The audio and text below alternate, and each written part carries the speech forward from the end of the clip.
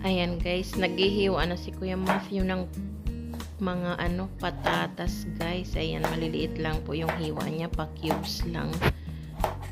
Ayan, pinahaluan ko ng patatas para medyo may gulay naman yung mga pagkain ng aso. Ayan, importante po na may mga gulay-gulay tayong hinahalo sa kanilang pagkain. Ayan, para may sustansya rin silang nakukuha guys. Ayan, sa ngayon patatas lang muna. Ayan, igisa-gisa konti ni Kuya Matthew. Ayan, konting mantika lang yan guys.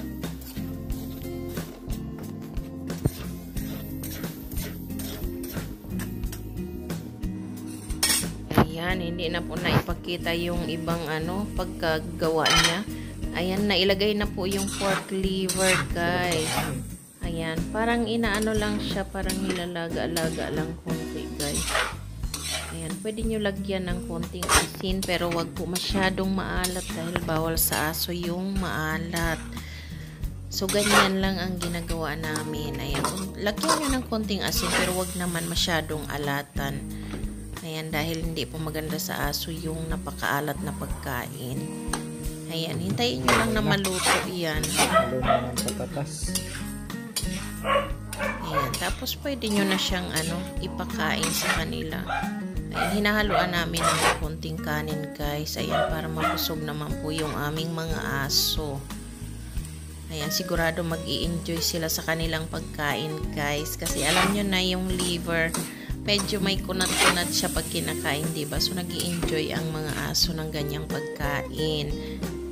Ayan guys, so luto na. Ayan, na yung sauce niya. Natuyo na. So, ayan, pwede na siyang pakainin, guys.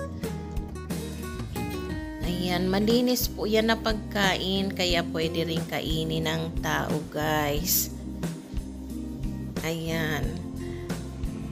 So, nailagay na ni Kuya Matthew. Ayan, na ready na sa plato, guys. Paghati-hatiin niya na lang yan sa aming mga doggies. Ayan, at ayan na nga guys. Nauna nang tumikim yung nagluto guys. Ayan.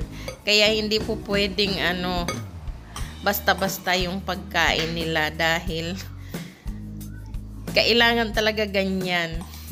Titikim din yung chef. Ayan, nasarapan siya sa sarili niyang luto guys.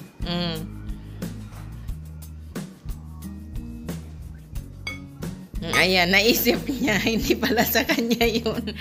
Ayan na guys. Kainan na. Ayan, so sinilip ko nga muna sila sa CCTV guys. Ganyan no, nagkakagulo na sila. Ramdam talaga nila kapag magbibigay na ng pagkain si Kuya Matthew. Ayan. Ayan, so masaya na sila guys oh. Tahimik na silang kumakain.